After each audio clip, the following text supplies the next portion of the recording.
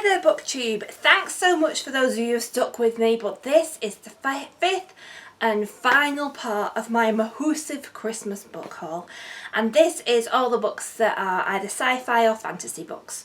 So the first one I've got to show you is A Monster Calls by Patrick Ness, and I think there is a film of this out now or very soon. Never read any Patrick Ness, but I've heard good things about him.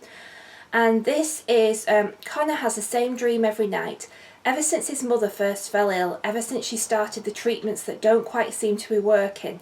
But tonight is different. Tonight when he wakes, there's a visitor at his window. It's ancient, elemental, a force of nature, and it wants the most dangerous thing of all from Connor. It wants the truth. So that just sounds really creepy and supernatural and really good. And it's quite a small book and quite large print, so I think I'll get through that one quite quickly. The next one I got to show you was kindly sent to me by Caitlin from Kitty G, who was having a clear out of her books and just posted a picture to see if any of us wanted them. And this is one I've had my eye on for a while. And this is The Graces by Law Eve, and it's just got an absolutely beautiful cover with seashells on it. And this says, everyone said the Graces were witches. I was going to make them mine. Now anything like witches or anything like that instantly is going to draw me in. Just like everybody else in her small town, River is obsessed with the Graces. And just like everybody else, she's been seduced by their wealth, their exclusivity, their beauty and their glamour, perhaps even their magic. But unlike everybody else, River knows exactly what she's doing, doesn't she? So it just looks absolutely fantastic, and it's a beautiful cover. Look how shiny it is. The next one I've got to show you is The Girl of Ink and Stars this is Kieran Millwood Hargrave. And this, again, beautiful cover. Look at the beautiful shininess, and it's got the French flaps on it as well. And it has a map.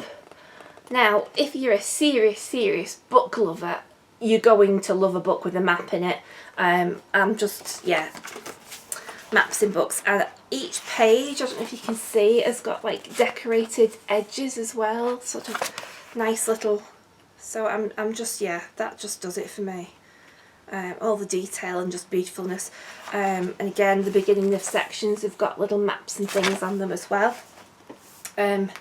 So it just says on the back, each of us carries the map of our lives on our skin, in the way we walk and even in the way we grow. So I don't really know too much about it. I believe it's a little bit supernatural. It's fine with me, so I'm quite keen to dive into this one. I've heard quite a few things about it. The next three I've got to show you are three in, and I've no idea what order they come in. I think I've got the first and the second, or just the first. This is in the Throne of Glass series by Sarah J Maas, which I've heard so many good things of.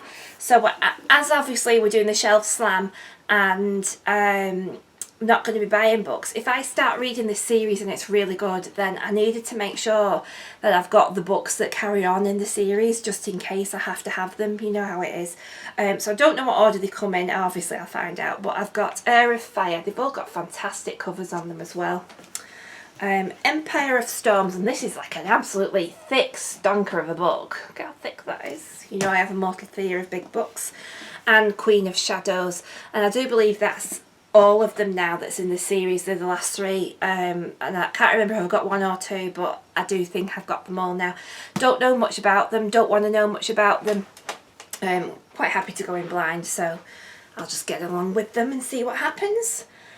The next one I've got to show you is, I saw this author on Caitlin's channel from Kitty G, and this is a funny little book, and it's The Left Hand of Darkness by Ursula Le Guin, and it's got beautiful mountains, and this I believe is a classic sci-fi novel, and I don't know much about it, but I just was quite intrigued. And if you can see like the drawing on the front, it's like looks like a castle in the clouds, and it says the outstanding classic of science fiction, which won both the Hugo and Nebula Awards when first published, is the story of Winter, an Earth-like planet with two major differences.